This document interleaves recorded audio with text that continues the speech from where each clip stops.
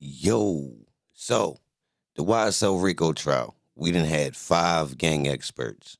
We seen 4, I believe. Viverito's still supposed to come. But the weird thing about it is the gang experts really don't know exactly what they talking about. And they actually have conflicting stories. So it's a good thing in YSL favor, right? So pay attention and listen to what, this is from January this year, right? So it's another case in Fulton County with a Fulton County gang expert, right? Now, it's interesting what he says because for some reason, his gang expertise conflicts with YSL. Listen close, straight up, I promise. You may now state the discovery. Investigator James Miller, James Miller. Good afternoon, investigator. Can you tell me where you're employed, please? Yes, I am employed by the Fulton County District Attorney's Office. And how long have you been in that employment? I've been employed with the Fulton County DA's office for a little over 2.5 years. And prior to that, where were you employed? So prior to that, I was with the Cherokee County DA's office. And then prior to that, I was with DeKalb County Police Department. And then prior to that, I was with Douglas County Sheriff's Office. So what's your total law enforcement experience? A little over 8 years, law enforcement. Are you post-certified? I am. And have you ever been involved in gang investigation? I have. Okay. And what can you tell us about that? Yes. So I get involved with gang investigations pretty regularly in my day-to-day job here at the DA's office. I also get contacted by various law enforcement agencies around Fulton County to assist in investigations, as well as outside of the county. You work in the DA's office? Okay. You got on the police lanyard. And across the state, as well as with federal agencies, I will get contacted for gang investigations. This can involve in search warrants to identifying signs of gangs, identifying signs of tattoos or symbology that's used in tattoos or other identifiers. Sometimes I get contacted for graffiti as well. It really depends on the situation, but those are kind of my Graffiti? day-to-day duties. And what background training and experience? Yo, it sure is a lot of gang members locked up, but nobody has vandalism charges with graffiti. Qualifies you to perform these?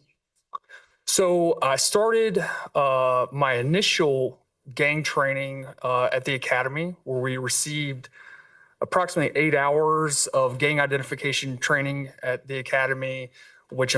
Oh, all right. Pay attention to the similarities of the other gang experts from the YSL trial. Now there's going to be some details that he's going to describe and be asked about the way gangs operates. That's just going to seem like it just doesn't hit the mark with YSL. So pay attention. Leave comments. Let me know what you hear that, it just doesn't fit YSL, making the YSL RICO trial almost look like it's not even a valid argument. Real rap. Pay attention, though. If you're new, subscribe to the channel. Straight up. Involves different signs, symbols of a lot of the traditional gangs around the nation. I also have training through the Georgia Gang Investigators Association, specifically basic gang investigator. Whoa. I think we need to look into that. Certification, intermediate gang investigator certification. I've taken several training classes through JIPSTIC to include, What is JIPSTIC? yes, the Georgia Public Safety Training Center, which is located in Forsyth, which is a centralized location for Georgia Post law enforcement officers and those who are certified at Georgia Post certified for training. And training that I've obtained from there has been gang ID, identification, which is very similar to some of the basic courses I've gone through. I've also regularly teach and instruct at JIPSTIC, the Georgia Post training, as well as through other agencies across the state. And are you currently any members of any, are you a member of any associations in regards to your gang, investigations? Yes, I'm a member of several organizations, one being the Georgia Gang Investigators Association. Not only am I a member, but I'm on the board of directors for the organization. I hold the position as a vice president of the Atlanta metro region, which encompass Fulton, Cobb, Gwinnett, DeKalb, Rockdale, Clayton counties, and Gwinnett. I don't know if I said Gwinnett. So metro Atlanta counties. And that encompasses members from all the agencies that are involved. It can be Atlanta Police, East Point, College Park, Gwinnett PD, DeKalb PD, and so on. And every gang investigator at those different agencies will kind of fall under my directive as far as training and different intelligence meetings that we have throughout the state. Right. And is this is this continuous training and information on gangs, or do you just stop when you have enough information? No, gangs are constantly evolving and changing. So it's important to stay up to date on trends, not only nationally, internationally, but also locally. And that's why we kind of have regularly attended gang intel meetings locally. We hold 2 a month, actually. Okay, and you go for those meetings? Yes, I do, as well as staying in constant connection with members through email and different forms of communication. Okay, and can you tell us, provide an estimate of how many gang members you believe you come in contact with in all your years of experience as a gang investigator? I can't give you an exact number, but I can say I have come in contact with over 100 gang members throughout 100? my career. And when you come in contact with them, do you speak to them?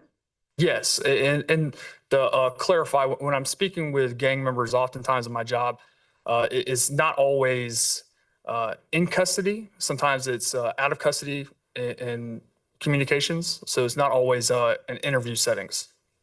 Okay. And when you talk to them and you get this information, do you keep it, or do you receive this, or do you share this information with other officers, I guess, other police departments within the gang sphere? Yes, I regularly share this information with other gang investigators throughout this, not only just the state, but throughout the nation. Cap, leave a comment, y'all, and let me know if y'all believe him on that one. I think he bluffing. They don't need your help, boy. You a pup on this. You don't know about these gangs for real. Leave a comment, y'all. And so the 2 meetings we're talking about, are those regular intelligence meetings, or are they just ongoing meetings to keep up abreast of the gangs that are related in Atlanta? So those are regular gang intel meetings that we hold, one in Cobb County, and then the other one is held in Gwinnett County.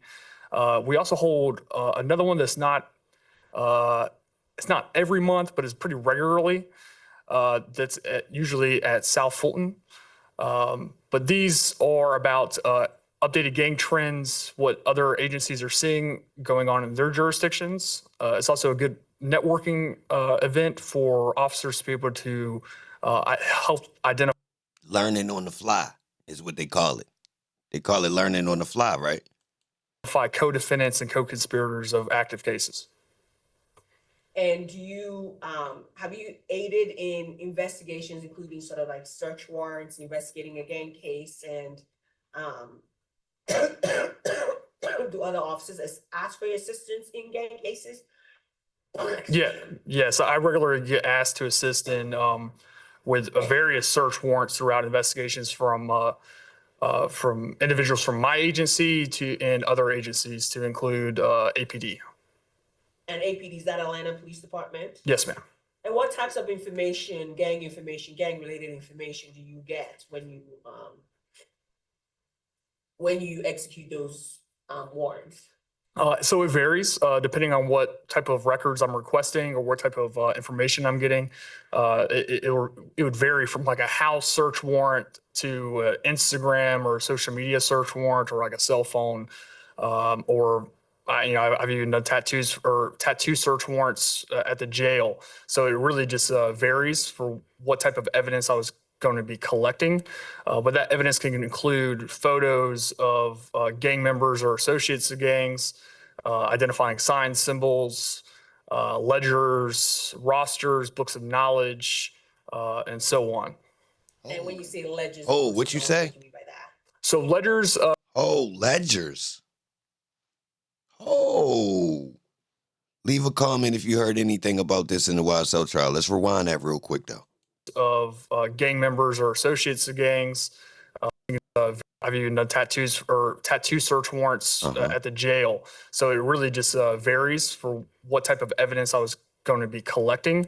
But that evidence can include photos of gang members or associates of gangs, identifying signs, symbols, ledgers, rosters, books of knowledge. Rosters, ledgers, books of knowledge. Have we seen a YSL roster? What about a YSL ledger? YSL book of knowledge? Have we seen this? Interesting. Leave a comment. Keep going, though, bro. So on.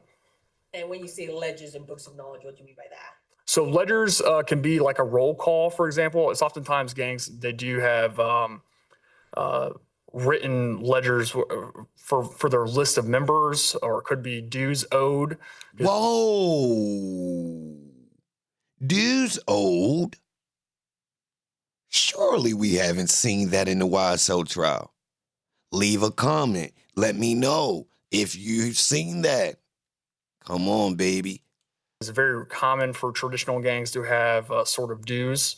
Books of knowledge is some other terminology for different sayings and beliefs that the organization would have. Okay. And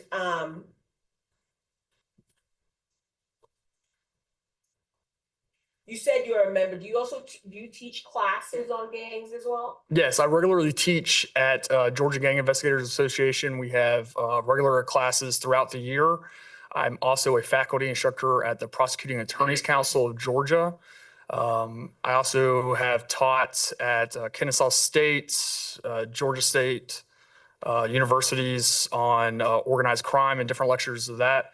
I've also do community outreach programs throughout the county and throughout the state as well on different type of gang preventative measures, whether it's gang investigations, gang prevention, gang prosecution, or prevention. And is it common for other sworn law enforcement officers to seek your expertise in identifying gangs and gang members? Yes, I regularly get contacted. Have you ever been qualified as an expert in criminal street gang and criminal street gang activity? I have. Okay, and let's start with counties. What counties have you been qualified? I have been qualified as a gang expert in Fulton, Clayton, and Cherokee County. And approximately how many times would you say you've testified as an expert? Approximately 7. 7. He ain't official. Tap the like. Subscribe if you're not already. Watch. It's going to heat up, y'all. Stay tuned. Watch. He think he official. And have you ever taken part in the stings and task forces relating to gang activity? So I have never been assigned to a task force. However, I commonly work with the Georgia Bureau of Investigation's Gang Task Force, the gang units at APD, DeKalb, Gwinnett, and the other jurisdictions. I also regularly work with the Federal Bureau of Investigations, their gang task force called Safe Streets. I've also worked with the U.S. Marshals. That's weird. We got a Safe Streets in my city, too. And I'm in Baltimore. If you got a safe street in your city and you watching this on the playback, leave a comment. Gang task force, but I have never been assigned to any of these specific task force. Streets don't be safe. And so you're aware of the definition of criminal street gang? Yes. And what is a criminal street gang? So criminal street gang is a group of 3 or more individuals, whether formally or informally, that engage in criminal street gang activity. What? Are you aware of, so then what is criminal gang activity? So criminal street gang activity is specifically the crimes that are enumerated in the code section, specifically crimes of violence, drug offenses, theft, offenses under RICO, some stalking offenses, some sex offenses, as well as narcotics offenses and gun violations.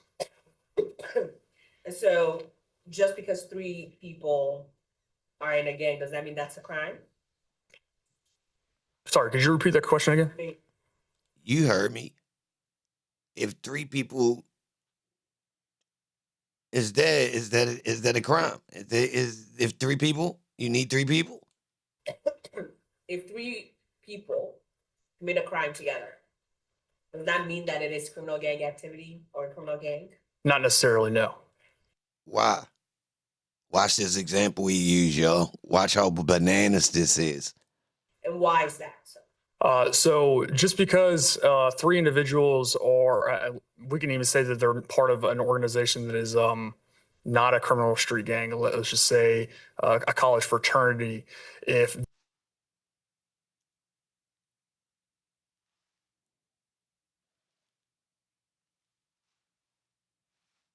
those 3 individuals go and commit that crime and they're part of this fraternity, if they in some make a crime, that doesn't necessarily benefit the gang. It doesn't further their status within the fraternity. It doesn't benefit the fraternity. It actually makes the fraternity look bad. What? So there's no nexus element of. All right, that's where he dropped the ball, y'all. He dropped the ball right there. Because that's my exact argument in the YSL trial. This doesn't further YSL. You got a successful artist at the top of your pyramid. So doing frivolous crimes that don't make us no bread, why would I even, have my gang doing that? That doesn't make any sense. Surely on the strength that they haven't received any, revenue when they locked up the people at the bottom of the pyramid, you can see that there is no structure, right? So therefore, what he's just described breaks down the whole YSL RICO trial. The offense, and that would not be so necessarily benefit the gang. It doesn't further their status within the fraternity. It doesn't. So doing ridiculous crimes, let's use Donovan Thomas, for instance. How did that further YSL? Can you explain? The state can't explain. Can you? Or does that set them back? That moves them backwards. They losing connects. They losing opportunity with actually getting, that does not further YSL. We could take it further. I mean, what you want to do? Half a hit? You want to do, flying car? How does it further YSL? So here he's willing to admit, for a fraternity, it doesn't make sense for them to do that. They wouldn't be moving. They would be actually moving backwards. That's my whole point with one of my arguments in the YSL trial. Yes, this is not furtherance. It's actually moving backwards. I actually said this before the trial started, y'all. I promise.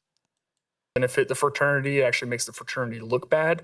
Exactly. So there's no nexus element of the offense, and that would not be applicable to 1615.4, which is the code section for the gang law. And so then how do you join a gang then? So there's multiple. Y'all ready for this? How do you join a gang? Y'all ready? Here go another one. Here we go. Ways to join a criminal street gang. Yeah, tell me. The 3 most common are one is to be beat in. Yeah. Another one is to be blessed in. Yeah. And another one is, which was used by a lot of females, kind of like, I don't know, in the 90s and so forth. It was to be sexed in. Those the 3 ways? So how is YSL a gang if no one went through those 3 ways? Surely if you're a gang expert, you can explain the other ways, the miscellaneous ways. You mean those are the only 3? So what happens if you didn't go through any of those processes? Now, this has been one of my arguments as well. Some of the so-called YSL members even mentioned it in their, interrogations and testimony that we didn't have to do anything to join YSL. Anybody could just be a part. We ain't heard about not one, example of someone doing some type of initiation. We haven't heard one example. So there we go again. We don't have any ledger. We don't have, the dues owed. We don't have, roster. We don't have furtherance. Wow. It's not so common anymore with females, but to describe those, a beat-in is for a set amount of time depicted by the specific gang set. Some gangs, it might be 31 seconds. Some it may Oh. be longer. It could be a minute, 60 seconds, depending on the gang itself. But it's determined, and it could be like a 3-on-1 where 3 individuals jumping on one person. It could be a 5-on-1, depending on the subset specifically. It could also be a 1-on-1. It just kind of depends on who is holding this beat-in.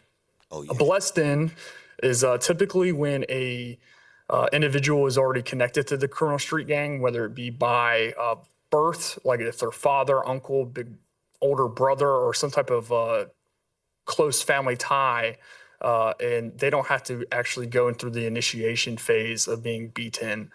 Another aspect of what some individuals consider being blessed in is if you commit crime for that organization, Oh. you can be blessed into into certain organizations as well. And then the sexton is a female equivalent of having to have So beat, blessed, or sexed. And nobody in YSL has done either 3. Okay. sex with multiple members to be initiated into the criminal street gang. And in your experience, We ain't even seen no pictures of no YSL spray paint. They bluffing. what motivates a person to join a criminal street gang? So there's several motivations to want to join a criminal street gang. Some of that can be the notoriety of the respect that the criminal street gangs demand. It also can be to make money or the sense of belonging to something. Some individuals, like I said a little bit before my testimony, it could be a family tie that kind of wants to. That's why they want to join, is they want to be connected and closer to that family. That's a lot of the reasons why these individuals join. You just talked about respect. Is respect important in gang culture? Yes. So respect is the most important thing in gang Wow. culture.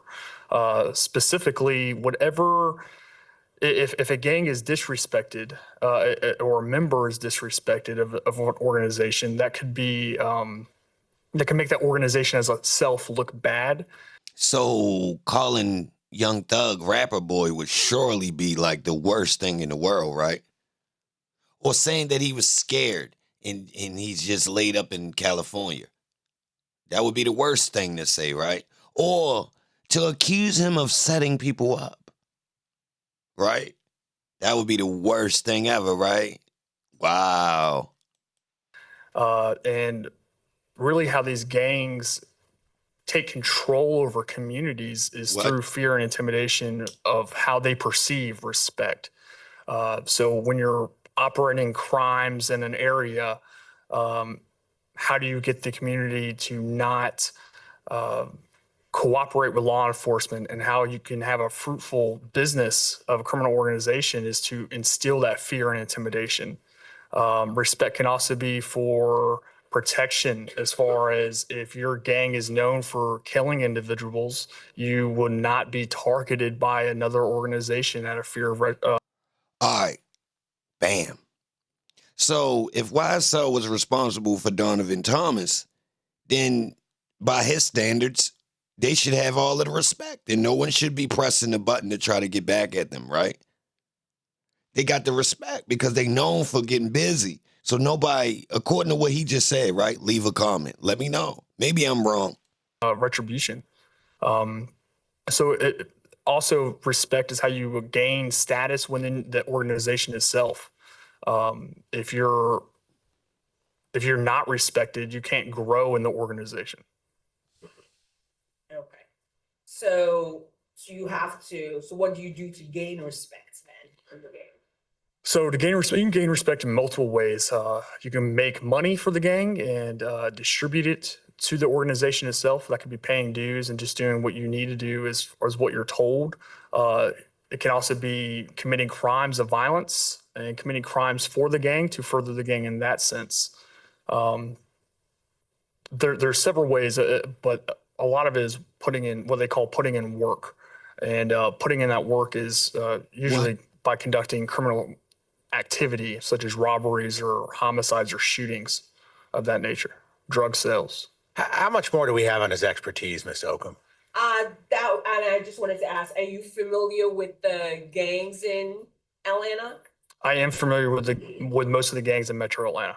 Okay, and you keep up to date with all of these gangs that are in Atlanta? I do.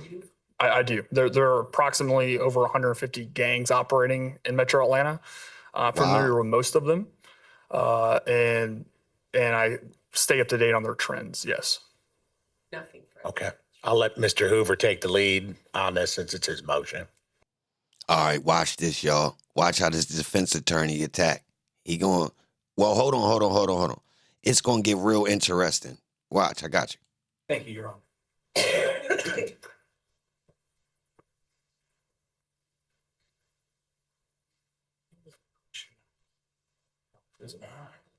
Tap the like, subscribe to the channel. It's early birds and all-nighters. I will try to make this as quick as I can. 101.9 Slime Radio. So is it Investigator Miller? Yes, sir. And what's your first name, Miller? James. James, thank you. A lot of people call me JP. So Oh. JP. All right. So you talked about you had training in the academy, and you said you started talking about how it was different signs and symbols. Correct. Could you walk the judge through one of the trainings that you actually had? What did you do? What did you experience? How were you tested? Do you want me to walk through like an entire 8-hour course or some?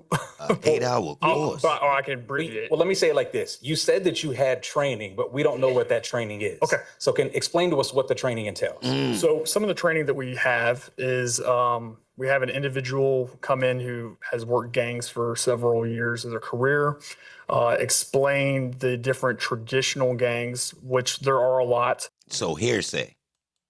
But to break it down into a simpler explanation, you might have an individual teaching about Bloods, Crips, Gangster Disciples, and different subsets that fall within those organizations, as well as different alliances from traditional organizations.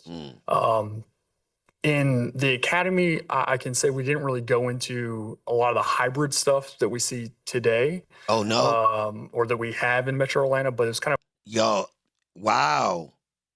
You haven't in the academy?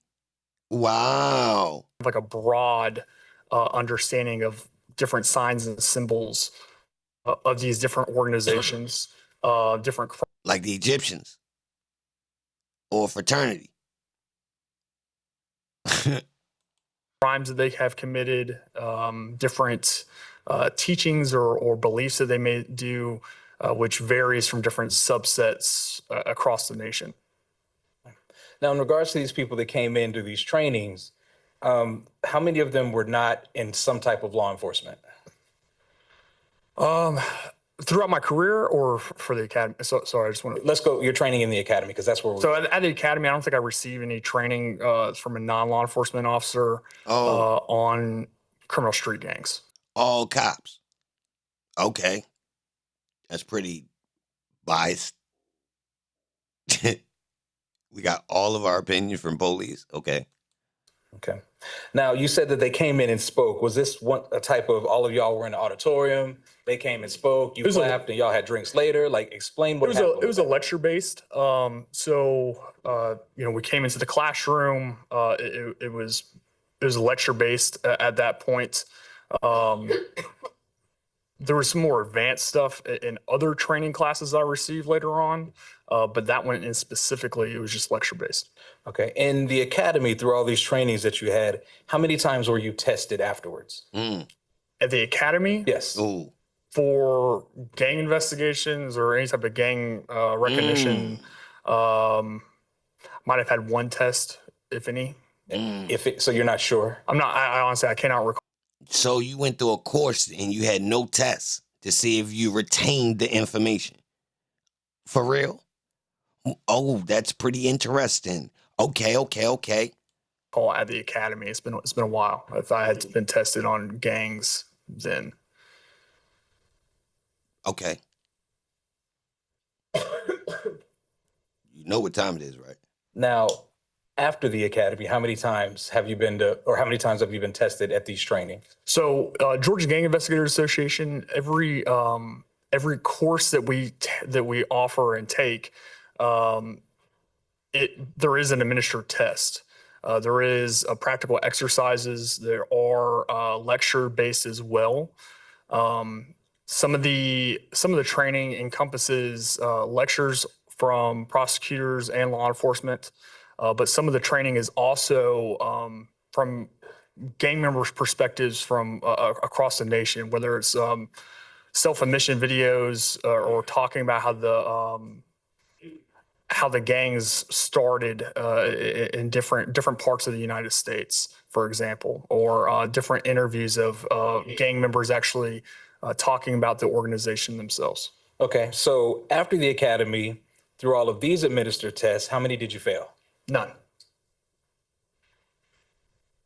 The academy, during these administered tests, how many did you get some of the questions wrong on? I don't recall getting questions wrong.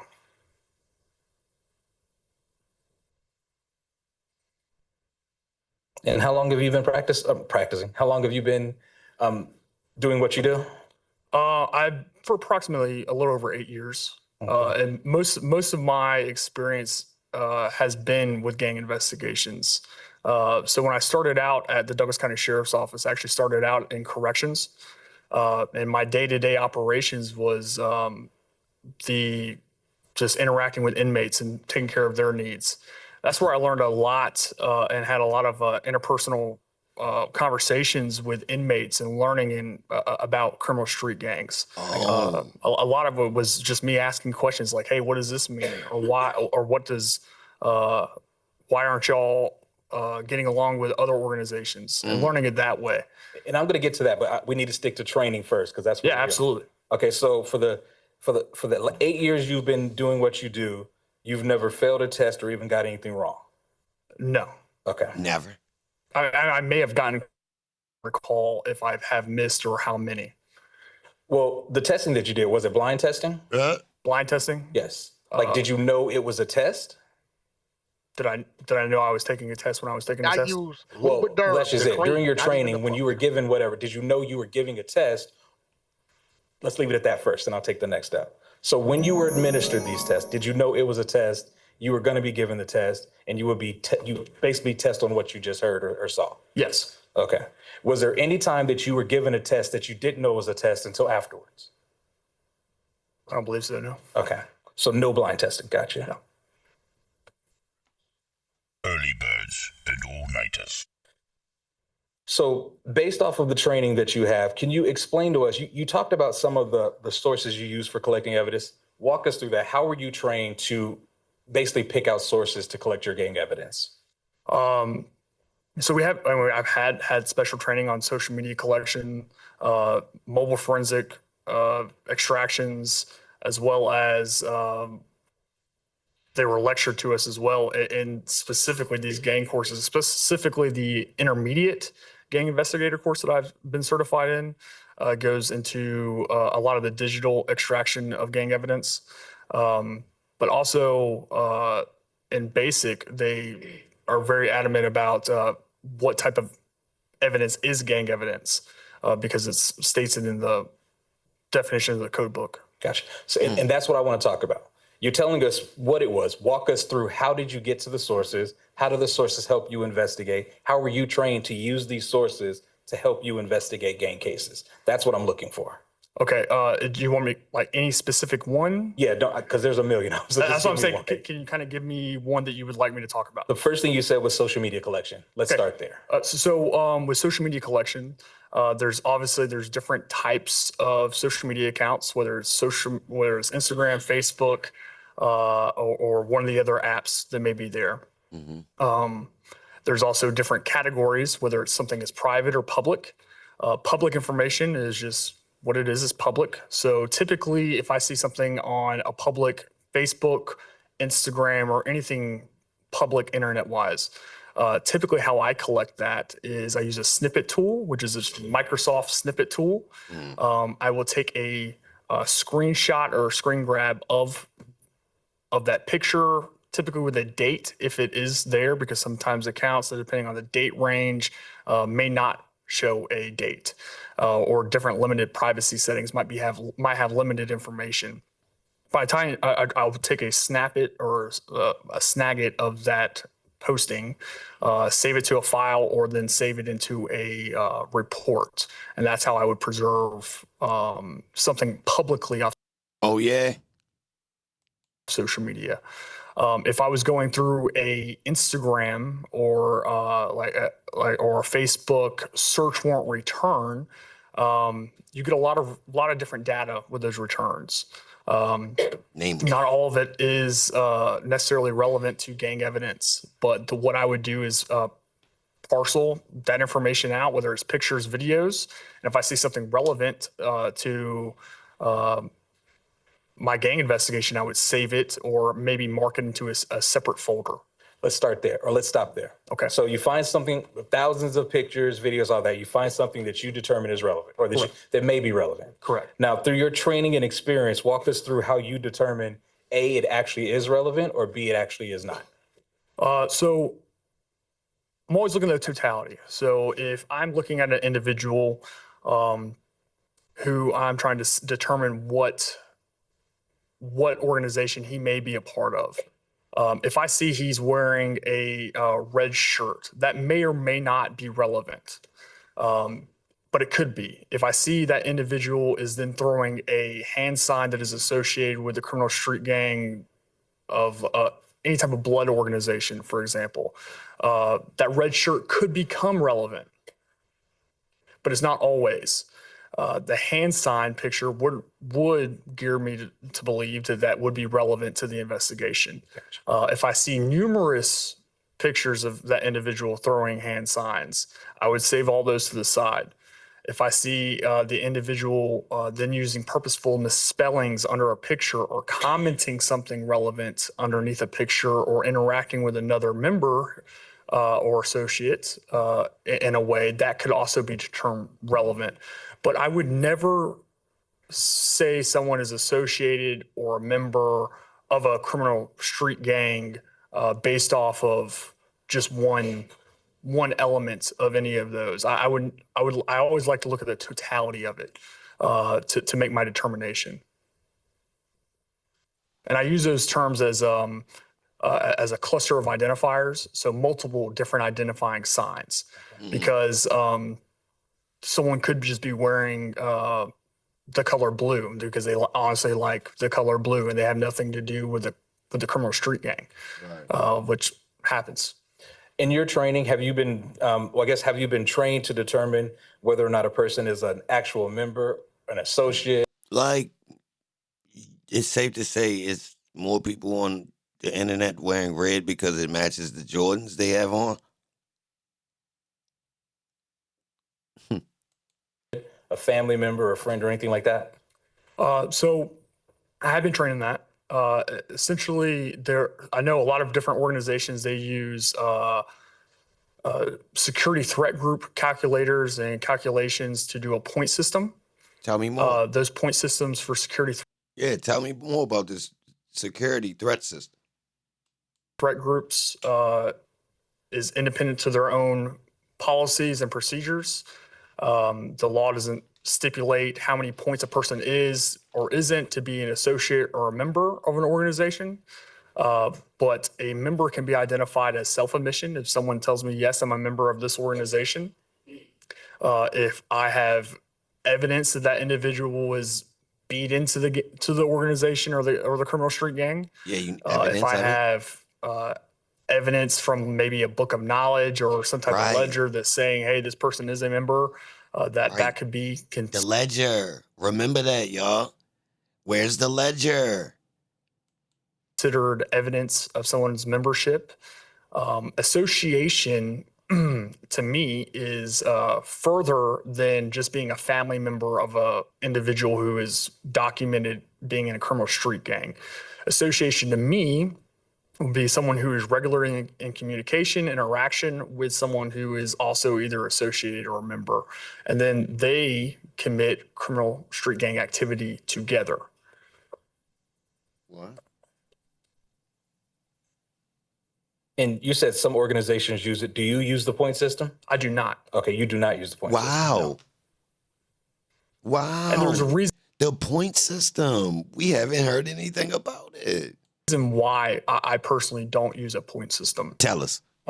Besides it not being required by law, but two, there are certain circumstances that happen across that we may see. For an example, if an individual, this is there's a certain crime being initiated by this individual to actually join the organization.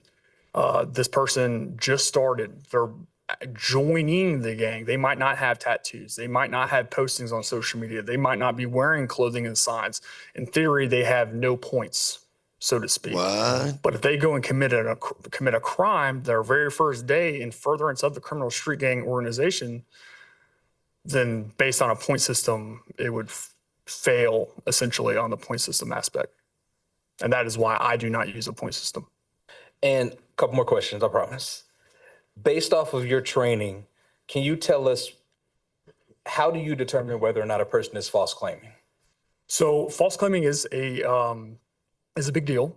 The reason why it is a big deal is because someone who is false claiming a organization, if they are met with another individual from the organization that they are actually claiming, that individual would be violated by assault or some type of extreme violence for false claiming into that organization.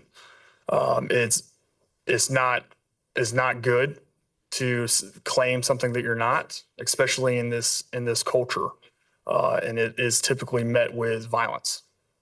Okay, but based off of your training, we understand it is dangerous, but Yes. based off of your training, can you tell us, how do you determine whether or not a person is false claiming or not? Yeah, I mean, there's several ways you could tell if someone was false claiming, I suppose. If someone is, one, claiming that they're part of something, and then they recant and say that I'm not part of this, and there's actual factual basis that they're not.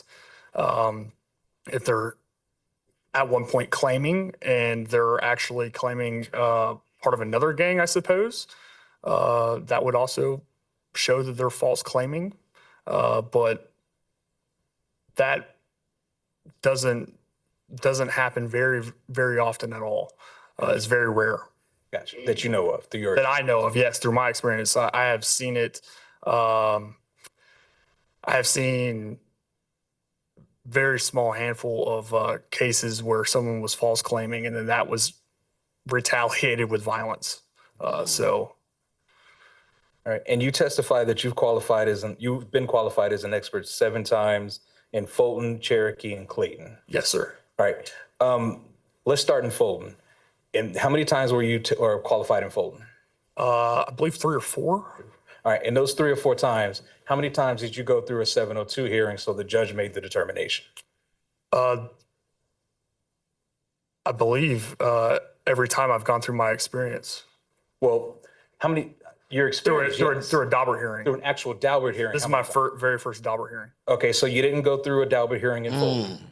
No, You didn't go through a Daubert hearing in Cherokee. I have not. You didn't go through a Daubert hearing in Clayton. I have not. All right, now those Wow, he's never been challenged.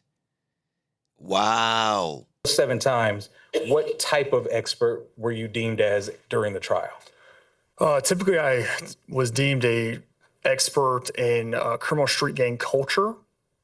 And it was essentially that broad. I don't think it was ever like specifically on one specific Criminal street gang culture. gang. Gotcha. What? He got him. Gotcha. And my last question, in this case, did you help, or were you part of the investigation to collect the gang evidence? In this case, Yes. yes, I have been. Okay.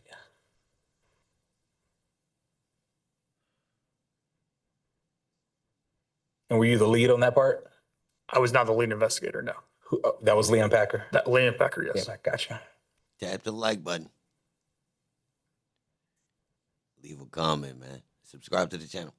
One moment, please. So as you can see, this gang expert has a whole different angle on the way he worked compared to the ones we seen in the YSL trial, because they don't fit. No further questions, Your Honor. Oh, no further questions, Your Honor. Thank you. All right, I mean, since the other defendant signed on to it, Ms. Jones or Ms. Bumpus, do you have any further questions? Oh yeah, I forgot to tell y'all, Caleb Bumpus is on this case. Yeah, forgot to let y'all know, but stay tuned, watch, it's ready to get spicy. I have no further questions, Your Honor. All right. Don't have any further questions, Your Honor. Okay, Ms. Oakham? Your Honor, just one quick question. In all those 7 cases, was it the judge that qualified you as a gang expert? Yes, every time. Okay. Thank you. I don't think I have any other questions. That's these qualifications, Judge. All right, you're excused. All right, thank you, Your Honor. Watch this. So y'all want to do argument now? Yes. Okay. Yeah, Your watch Honor, this, y'all. it's clear that the witness is in fact a gang expert. He's testified several times that he's been qualified as an expert. He also has said he's careers in gang investigations. He has training. He teaches classes. He's been certified. I believe his qualifications as a gang expert is clear. The courts have also ruled on gang information. And there are various cases on it. I can provide it to the court, but there are various cases about qualifications of gangs, how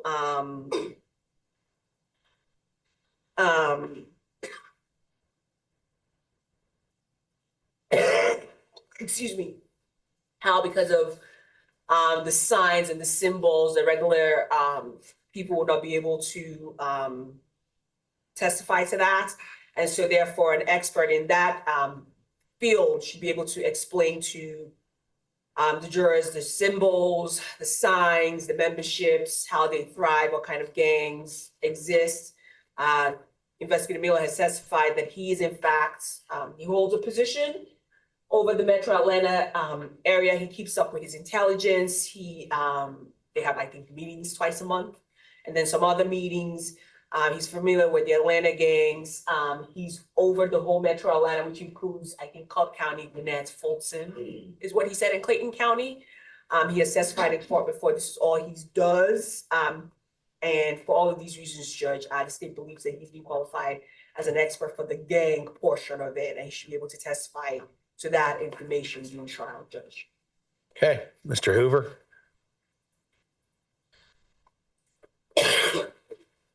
So, get some mic. So just so I'm clear on how to frame the argument, you're just qualifying him as a gang expert, period? Well, I'm qualifying him as, well, we didn't go into the facts of the case. True. But for the facts of this particular case, he'll be testifying as to, I provided it with provided that's already good. I believe the gangs involved in this case would be, hang on. I apologize, Your Honor.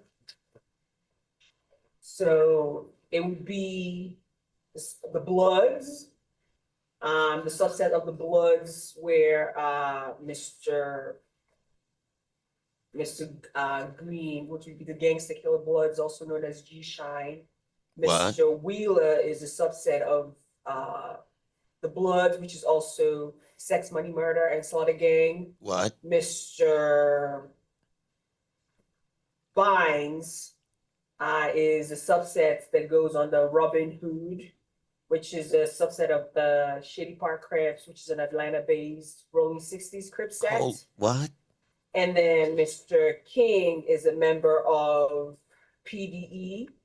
Hold on. So all 4 of these dudes on this case is from different gangs. How y'all gonna explain that? So his subsets and Mr. Rhodes is also a member of G Shine. So it would be a combination of the Bloods, the Crips, and that, but we would tailor it to that. So when You gonna tailor it? Yo. If that makes sense. Does that make sense what I'm saying? Not really. It really doesn't. Tailored to the gangs that they're involved in with an overview of the hybrid gangs in Atlanta, I got you. but we would tailor it to the gangs that we investigated and we found that the defendants were members of. So I guess we're not gonna spend the whole time talking about all the other gangs, just that they exist and then we did. All right, thank you.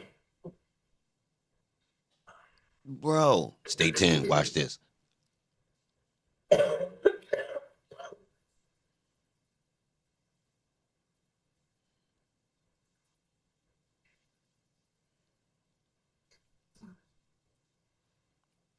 Watch this. Tap the like button for me. Subscribe to the channel if you're not We already. gotta make double sure that he's here. We're running out of rope. Okay, go ahead, Mr. Hoover. Yes, What, Your Honor. I mean, I know you were asking her, did that answer the question for the record as far as what the state is asking Mr. Miller to be qualified as an expert on? Yes, Your Honor. Okay.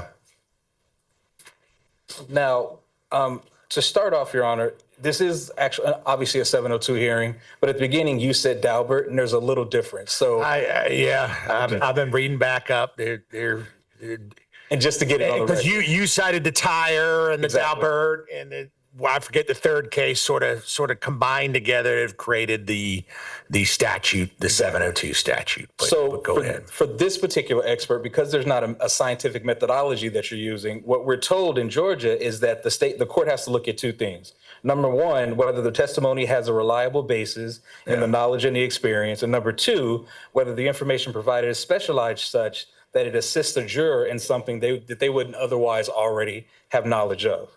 So I want to start with the second part, simply because that's where the state ended. The state said that there was testimony that he could tell us about signs, he could tell us about symbols of gangs, and that's going to assist a jury.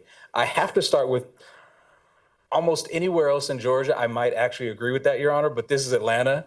Unfortunately, there are 3 high-profile gang cases going on right now.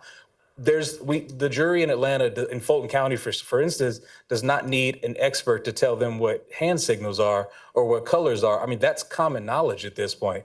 Those have been after school specials since I was in elementary school, since the 80s and 90s. If he's only going to provide what a hand signal is, what symbols are, what colors mean, that doesn't go to 702 standard under Kumotaya or anything as to where he needs to assist a jury in that. A jury in Fulton County of all places, since we're literally bombarded with it every single day, that's not enough for him to say, or for the state to say, well, he's an expert because he assists the jury in that. There is no assist in that at all, because that's basically common knowledge at this point. Now, if he had testimony that he was providing something a little more specific, and I even tried to ask him, in your training, you talked about the hand signals, you talked about the colors, but in your training, walk us through, what does all this mean? He didn't really do that. He just kept saying, well, we talked to different people about the different hand signs. We talked to different people about the colors and the agenda. We still don't know what more specific than hand signs and colors. So at that point, I think the state fails at 702, because a Fulton County jury does not need assistance in hand signs and colors. I mean, I don't know if I buy that, really. I mean, there's probably a general awareness, but I mean, the state's charged each one of these people with participation in a criminal street gang activity. It's their burden to prove it. The jury's going to have to weigh that, and they'll be charged with it. And so, they've got to lay out their case and prove that these defendants participated in a criminal street gang activity. And I agree 100% that they do have to lay out their case, and they're the ones that has to prove it. What I'm saying is, this is not the person that should be deemed an expert to prove it. Your Honor, you hit the nail on the head when you said yourself, there's a general awareness. An expert is not supposed to testify to information that's a general awareness. An expert is supposed to testify to something that the juror wouldn't already otherwise know. There's a difference. A general awareness means just that. Generally in society, we know about it already. This expert's not giving extra information. They're giving general information, just like you just said. So that's why I don't think it passes the second part of 702. Okay. Now, moving on to whether the testimony has a reliable basis in the knowledge and experience. First off, Your Honor, I'm wary of any expert that says that they've never failed anything a day in their life since they've been an expert. It doesn't really work like that. I mean, even let's go back to law school. Lawyers and judges aren't experts, but we know more than the average person when it comes to the law. I don't know a single judge or lawyer that can go through and say, since they've been practicing law, they've never been wrong on anything. If I told you that right now, that I've I've been a judge, I've never been wrong. right, of course. But I think we should take a step back and listen, because the expert said something like that. We should take a step back and listen to the actual testimony. Again, I tried to get what actually did you learn? And it sounded like they all were in a conference room. People got up and talked. Then afterwards, they clapped and went out and had some drinks. Like we still don't know. The expert did, or I'm sorry, the witness didn't delve into his experience so he can properly tell you that I was trained to do this and I was trained to do that. So this is why what I'm saying is reliable. When it comes to the type of sources that they use, first off, every single class that this witness has taken was law enforcement, which that's kind of a red flag, but I won't belabor the argument too much. There are no professors that are writing PhDs that he's consulted with. They didn't talk about any white paper studies that this person has been a part of. They didn't talk about any studies at all that this person's a part of. What they said was he was trained by law enforcement agencies. He goes out and works with other law enforcement agencies, and he trains law enforcement agencies at the point where it's an entity that is literally meant to prosecute people. That doesn't mean to find the truth. That means to prosecute people and nothing but prosecute people. Yeah, I think we have to take a step back even further. So now we're looking at a person that's never failed anything in their entire career. Their entire career is surrounded by specifically prosecuting. And then it comes to, okay, well, give us specific examples of what your training was. Give us specific examples of how you were tested. Give us specific examples of what you go through. And again, like you said earlier, we got general statements on what he's heard and what he's seen. We got general statements of what he's done. The state harped on a lot that he's been deemed an expert 7 times, but that's important as well, Your Honor, because number one, he's never gone through 702 Daubert, 702 before Daubert, or Kumho-Tyer. So no judge has had this hearing to determine whether or not he's actually done it. Now, number two, I mean, I guess I would rebut that though, but nobody's ever objected to to his being an expert to have the hearings. True, which also means either way, it means that the court never made this determination moving forward. Either way you want to look at it, that you're right, but they've never made this determination. Secondly, he said it himself that he was just criminal street gang culture. Now, if he's going to come in and just talk about criminal street gang culture, I don't see why we need him as an expert specifically when it comes to, like the state said, G-Shine, Sex, Money, Murder, Robin Hood, Shady Park Crips, and PDE. When he's only going to come in here and talk generally about the culture. Again, that's a Netflix after-school special that this jury does not know. How them gangs At the point where we really don't know his background. No court that we know of right now has gone through, I guess, the gatekeeping process that we're asking you to go through, because it never came up, no defense attorney objected to it, it's never been done. And I'm sorry, can you give us, there's no prime example of what training he went through and how he applied it to this case. And even in this case, he wasn't even the lead when he just helped out in the investigation. So if the state is going to ask that he's a general gang expert, I don't believe that they've qualified him to be a general gang expert, especially when they specifically, you can't be a general gang expert and then try to talk about not only 2 separate gangs, but multiple subsets in 2 separate gangs. I think either the state's going to have to narrow this down, which I don't think we've had testimony for that, or I don't believe this person or this state has laid the proper foundation under 702 Kumho-Tyer for him to be a general gang expert for this trial. Thank you. All right, so you heard that lawyer give his argument about that gang expert, right, not being proper. But the weird part about that is the things that the gang expert spoke on, why so, don't even fit the criteria of a gang according to this gang expert. But peep game, this lawyer is saying he's not even official due to the training he went through. That's just them meeting up and talking. But that's the same experts, the same training that the experts in the YSL trial went through. Now, they try to get some people from out of town, like Detective Dennis from St. Louis, and say because he's from St. Louis that has gangs. But he left St. Louis and never experienced the gangs of St. Louis. And what about Gaither from Chicago? Yeah, pay attention. They spinning. And I believe the testimony of that gang expert right there, being as though the circumstances were slightly different, he testified accordingly because it didn't fit the narrative they was talking about.